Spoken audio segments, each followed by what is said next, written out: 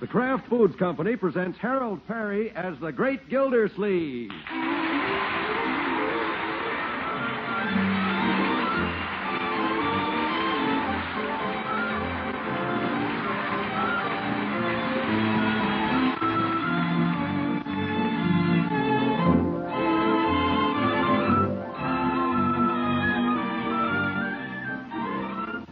The Great Gildersleeve is brought to you by the Kraft Foods Company, makers of Parquet margarine. Millions of women all over America serve Parquet because it tastes so good. Why, Parquet tastes like it should cost twice as much. To market, to get some Parquet. Home again, try it today. You like it, you love it, like millions who say their favorite margarine is Parkay, Parquet margarine, made by Kraft.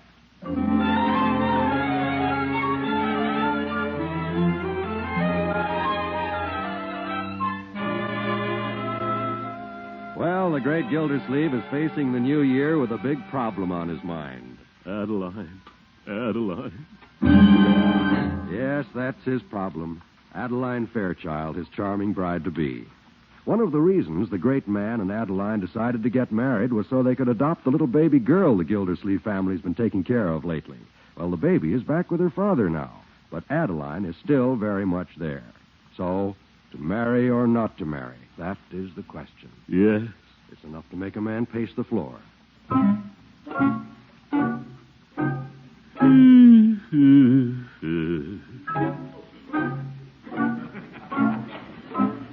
Adeline's a wonderful woman.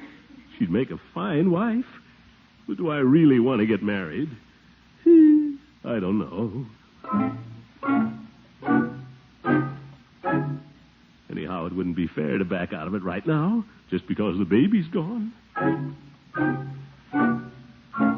It'd be nice to be married, I think. But I've been a bachelor too long to change now.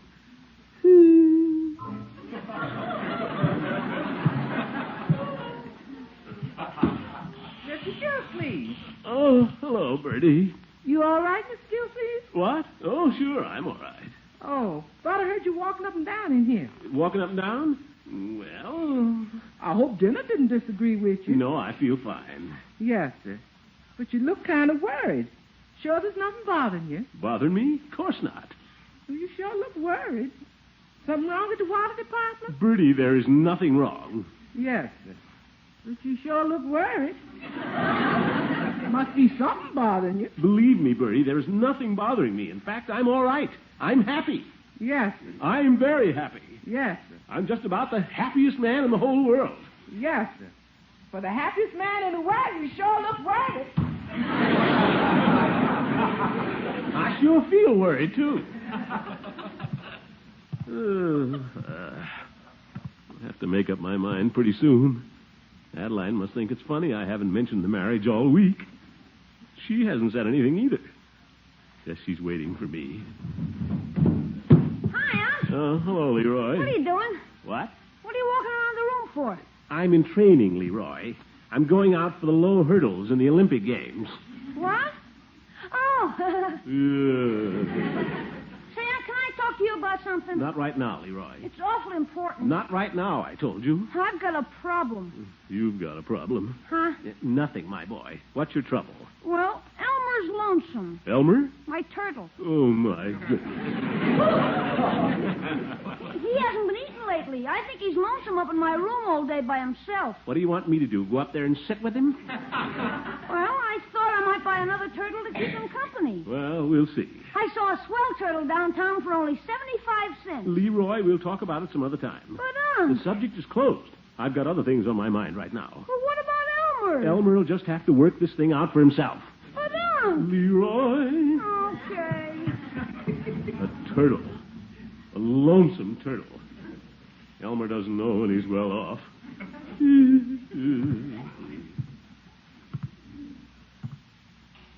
I better stop this. I'm wearing out the rug. Unky. What? Have you seen my movie magazine? I left it down here somewhere. No, I haven't, Marjorie. I don't read movie magazines. Oh, maybe it's under the sofa pillows. It had Gary Cooper on the cover. That's very interesting. He was wearing a checkered shirt. Good for him. Are you sure you haven't seen it, Unky? No, I haven't. And Marge, will you please stop tearing up the room?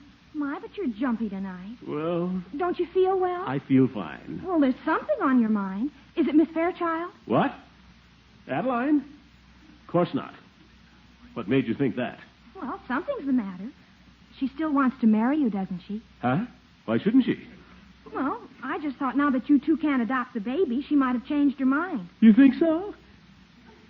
Say, that would be awful, wouldn't it? Well, I know you have a fatal fascination, but it's just possible Miss Fairchild might be able to resist your charms. Well, it's possible, all right. Of course. You know, Marjorie, you may be right. Adeline hasn't said anything about our marriage all week. By George, maybe she has changed her mind. Why, Unky, you sound happy about it. Happy? Who's happy? See you later, my dear. Where are you going, Uncle Over to see Mort? Adeline. Want to make sure she's changed her mind. I mean, she hasn't changed her mind. Where's my coat? Oh! Didn't see the coffee table. And look what's under it. Your movie magazine, Gary Cooper. He looks wonderful in that checkered shirt. Hi, Gary. Goodbye. Sometimes I wonder about Unky.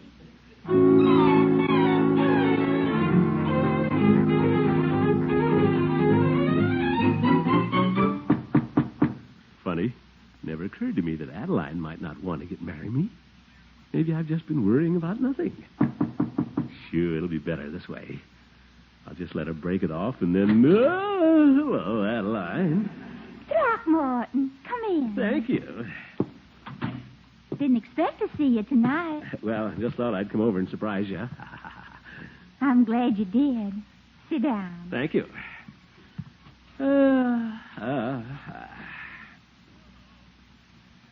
How have you been, Adeline? Just fine, sir. How have you been? Fine.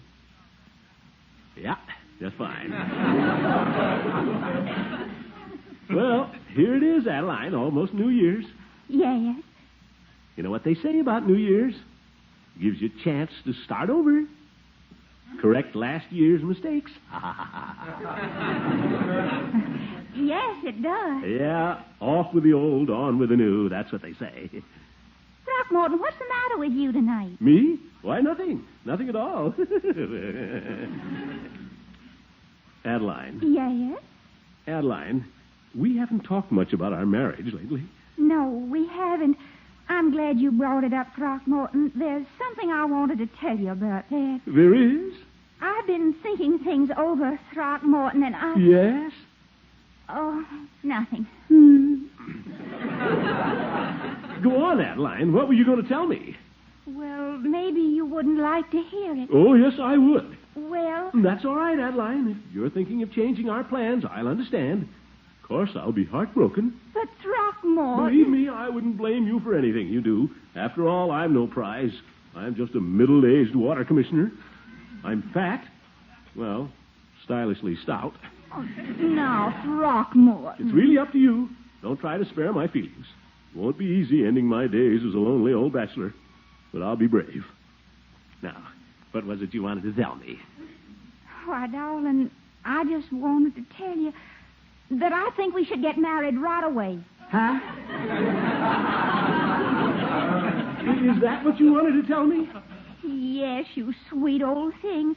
I'll marry you, even if you're all middle-aged and fat.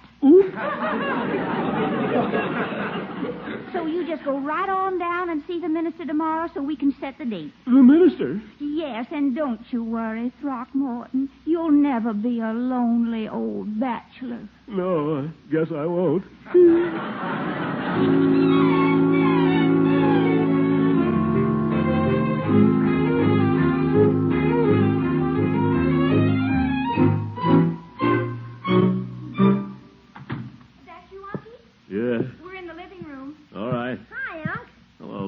Well, hello, Gilda. Oh, you here, Judge. Yes, I came over to challenge you to a game of checkers, but it seems you were over calling on your light of love. Yes.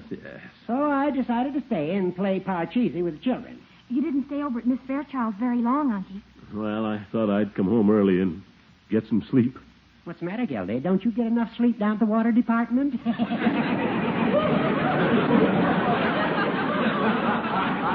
Very funny, you old goat. Now, Gildy, we all know you're a very fine water commissioner.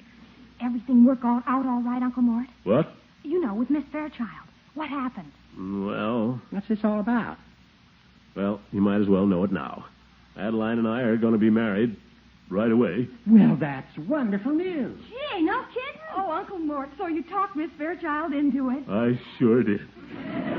When's the happy day? When's the happy day going to be, Gildy? Happy day? Oh, the wedding. Yeah, well, pretty soon, I guess.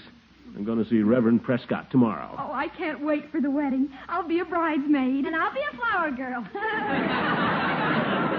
The bells are ringing for you and your gang. All right, Judge. Mr. Gildersleeve, what's going on in here? Bertie, Unky and Miss Fairchild are going to get married right away. Isn't that wonderful? Congratulations, Mr. Gildersleeve. Thank you, Bertie. Well, you won't look worried no more now, Mr. Gildersleeve. You'll be happy. Yes, of course. Yes, sir, you'll be happy.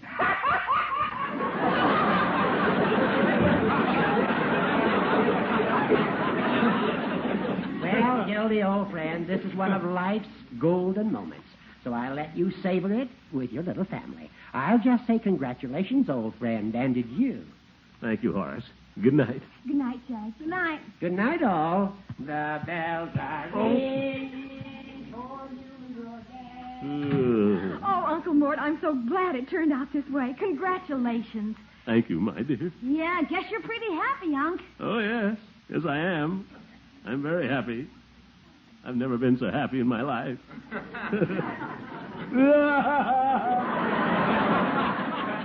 Boy, what a character.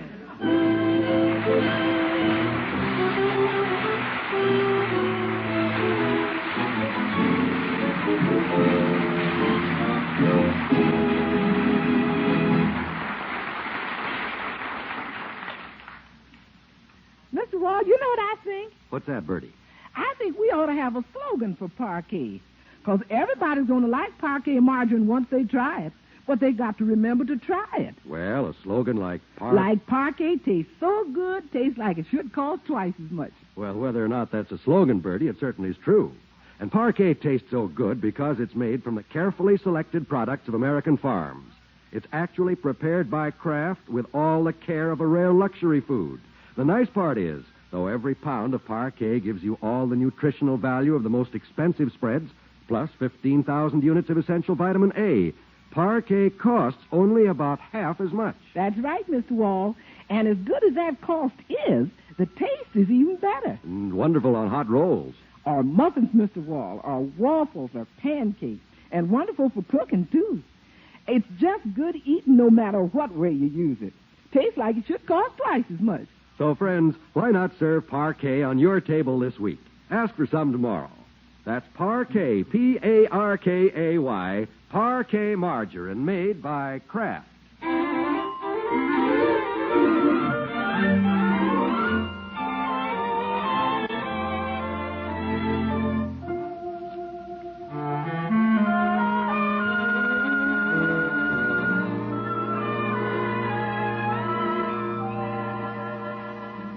Well, now back to our happy bridegroom. The great Gildersleeve seems to be spending a very sleepless night. Wish I could get some sleep. Every time I close my eyes, I hear that music.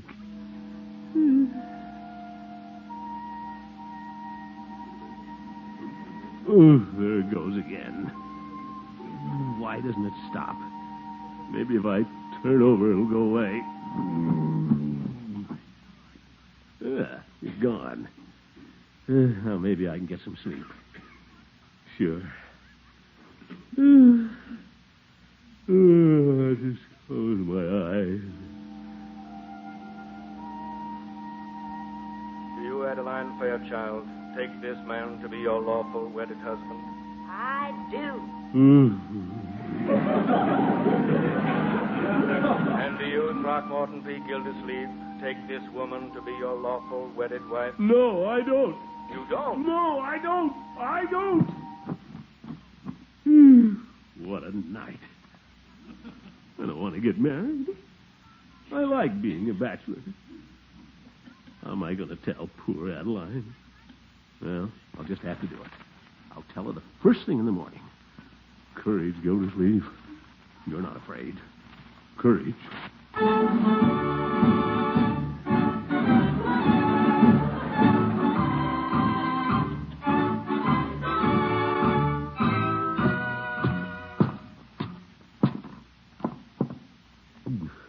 Well, what are you waiting for, Gildersleeve? You said you were going to tell her this morning. Just knock on her door and get it over with. All right, by George, I will.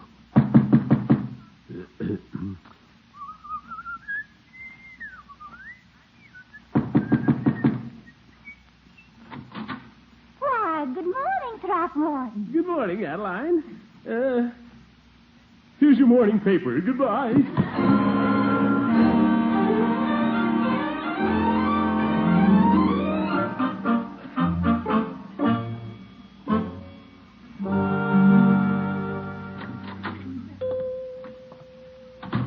Good morning, Peavy. Oh, hello, Mr. Gildersleeve.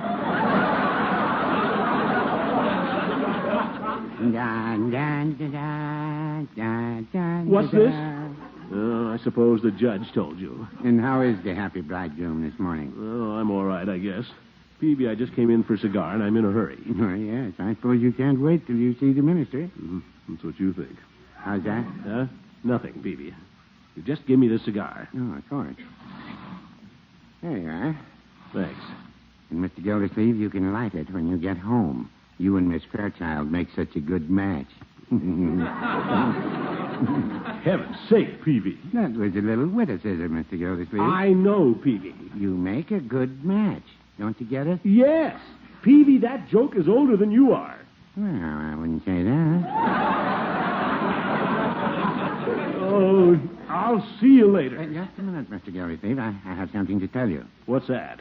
Well, it's my pleasant duty to invite you to the Jolly Boys tonight. Tonight? Yes, we're having a little celebration in honor of your coming wedding. Oh, you are? Yes, sir. We're going to give you a real send-off. But, Peavy, I don't want you to do that. Oh, we're glad to do it. Yes, I know, It's the least we can do for a fellow Jolly Boy. It'll be a night you'll never forget, Mr. Gildersleeve. Peavy, you don't understand. There'll be speeches, singing, all the cokes you can drink. Peavy, I don't want a party. Now, you just go see the minister and leave the party to us. What? There'll be a hot time in the old town tonight. Oh, what's the use?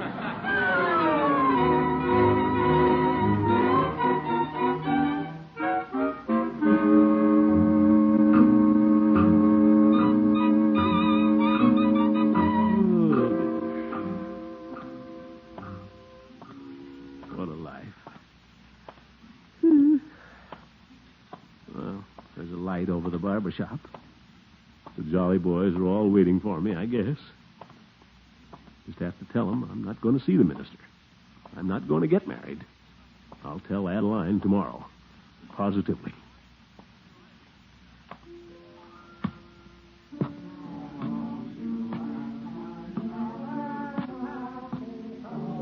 Listen to them. They're a swell bunch of fellows. They went to all this trouble, too, just for me. Well, I've got to tell them.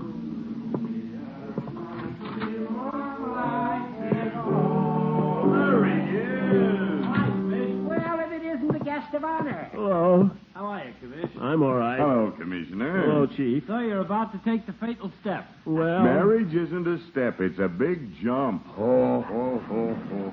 Yeah, it certainly is. Well, gentlemen, shall we begin the festivities in honor of our bridegroom-to-be? Sure. Judge, there's something I want to say to all of you. Now, Gilda, let us make the speeches first. You get your turn later. But, Judge... Gather around the table, everybody, and bring your coat. Now, wait a minute, fellas. I really want Now, Gilda, you sit here as guest of honor. Quiet, everybody. All right. Fellow Jolly Boys, on this auspicious evening... Judge, I've got to say something. Gildy, I told you get your turn later. Now, look, the commish wants to talk now. He knows after he gets married, he won't get a chance. That will do, Floyd. Fellow Jolly Boys, on this auspicious evening, it is only fitting we start with a toast to our dear friend who is leaving the ranks of bachelorhood. Mm-hmm. This toast will be rendered by Summerfield's leading pharmacist, Mr. Richard Peavy. Mr. Peavy? Thank you. They say when you wed, you can't go wrong. You settle down in a flat. They say married life is just a song. Well, now, I wouldn't say that. Oh.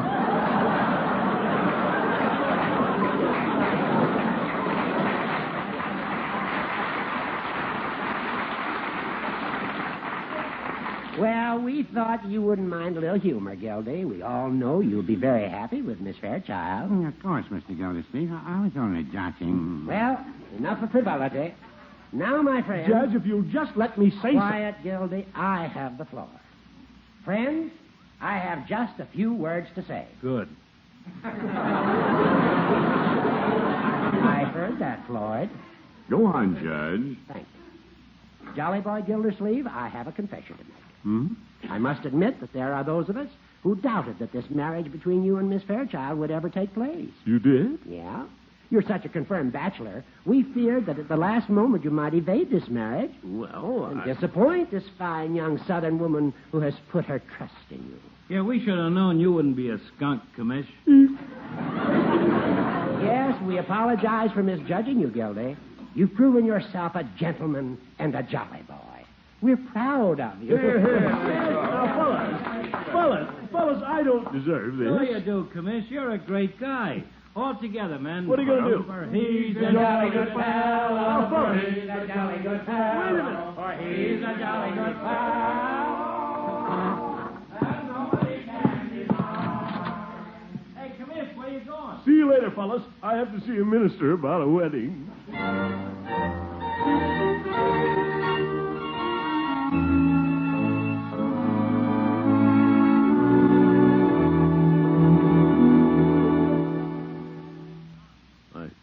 Hope you don't mind my dropping in this late, Dr. Prescott. Why, not at all.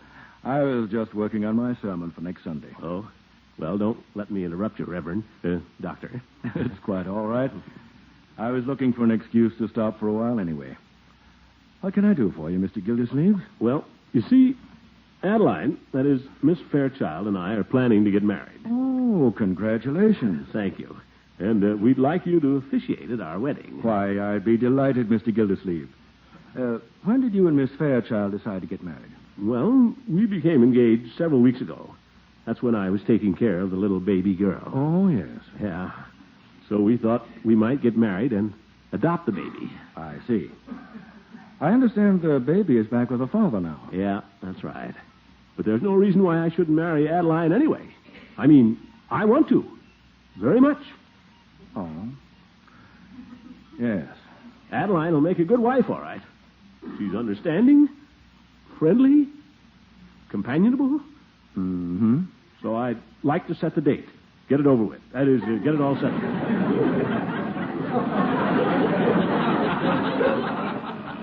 Mr. Gildersleeve, may I ask you a question? Yes. Are you quite sure you want to get married? What? Certainly. Of course I am. You're really in love with Miss Fairchild, deeply? Well... You're not just going through with this marriage from a sense of duty? Well, Dr. Prescott, you see... Yes, I think I do see. Mr. Gildersleeve, I believe you're trying to do something that's very honorable and fine. But I'm not sure that you're being fair to either yourself or Miss Fairchild. Oh, but I can't disappoint Adeline. Wouldn't be right. Sometimes it's hard to know just what is right. But I sincerely believe that a marriage based only on duty or an obligation can never be a happy one. You're right, Dr. Prescott, but what am I going to do? I think you owe it to Miss Fairchild to be honest, don't you? Yes. Good night, Mr. Gildersleeve. Huh? Oh, good night. And thanks.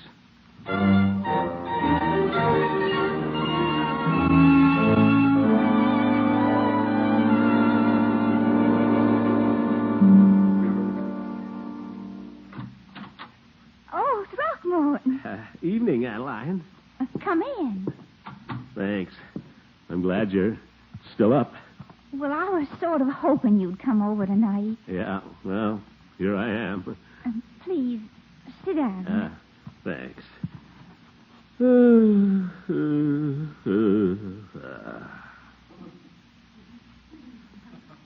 Adeline, Yes? there's something I want to tell you. Yes? Adeline, rather warm in here, isn't it? Throckmorton, when two people are planning to get married, I think they should be very honest with each other, don't you? Oh, yes, I do. If you had something to tell me, I'd want you to say it. Oh, yes, of course. Adeline? And if I have something to tell you, I should say it too. What? I'm going to be honest with you, Throckmorton. I really don't want to go through with our wedding. Huh? You don't?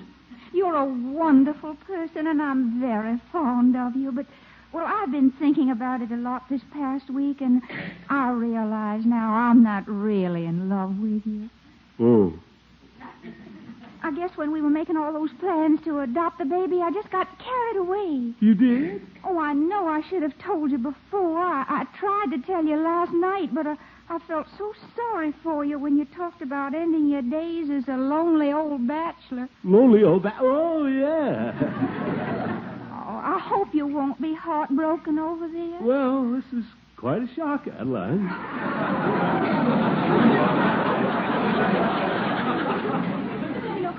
I know I gave you my word, and I'll still go through with the marriage if you want me to. Oh, no, I mean, it's all right. I'm sure this is better for both of us. It sure is. I mean, you're so right. And Throckmorton, there's no reason why we can't go on being good friends. No, of course not. Adeline, Yes? since we're not going to get married and we're just good friends, how about a little kiss? Throckmorton! There. It's much nicer this way. And Happy New Year.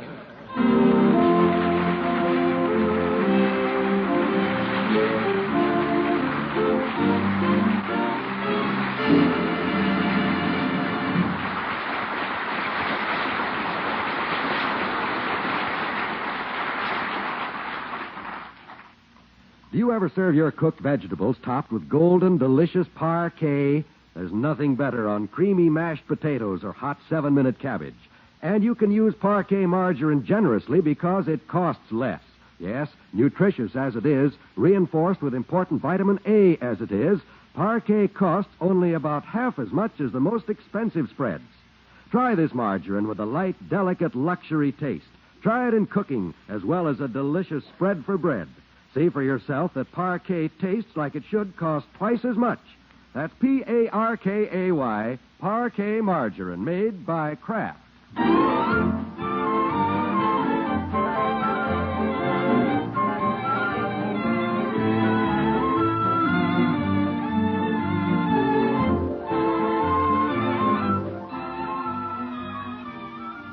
All of us who bring you this program each week would like to wish you the best of everything during the coming year. Yes, sir? A Happy New Year from... Una Merkel, Walter Tetley, Mary Lee Robb, Lillian Randolph, Earl Ross, Dick LeGrand, Arthur Q. Bryan, Ken Christie. John Wald. And me, Harold Perry. And from Gene Stone and Jack Robinson, who wrote tonight's show. Oh? John Elliott and Andy White, our other writers. Oh, yeah. From Jack Meakin and the orchestra. Monty Fraser, our sound effects man. Oh, Monty. Ray Ferguson, our engineer. Fran Van Hartesveld, our director. Yeah. And from our sponsors, the Kraft Foods Company. We all hope that our shows will bring you a lot of pleasure during the coming year. Good night.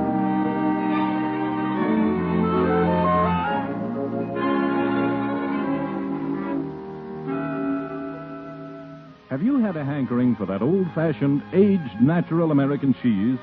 If so, you'll be glad to know that now, for the first time since before the war, Kraft has plenty of those mellow, golden wheels. Since 1941, the demand for cheese has been so great that it's been difficult to set aside enough for aging. But now, at long last, Kraft has enough to supply your dealer with all he needs. Ask him for a big wedge cut from a golden wheel of mellow, good, aged, natural American. Just be sure that it's the kind that's been carefully aged by the master cheesemakers of Kraft.